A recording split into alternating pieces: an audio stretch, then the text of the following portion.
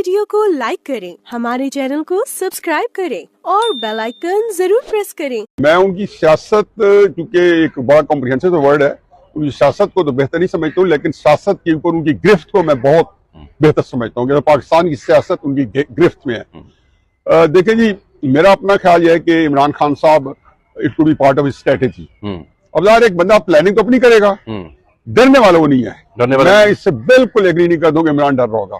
और जो ये कहते हैं जी कि किसी जमाने वो दीवार टॉप के चला गया था, तो मैं उसका जो है मेरी प्लानिंग ये हुई थी, उसी वक्त हुई थी कि बाहर पुलिस आ गई है और बजाय घर के अंदर लेम डक के तौर पर गिरफ्तारी दी जाए, क्यों ना रीगल चौक या पब्लिक प्लेस पंजाब यूनिवर्सिटी जहाँ पे वो चंद हफ्ते पहले बहुत बड़ा एक इज्तिमा से एड्रेस करके आए थे, तो स्टूडेंट्स के अंदर, यूथ के अंदर क्यों ना दी जाए। उससे उनका ख्याल था कि मैं गिरफ्तार हो जाऊंगा, लेकिन तहरीक जो इफ्तिखार चौधरी साहब की है वो उठ पड़ेगी, तो दैट करना चाहिए।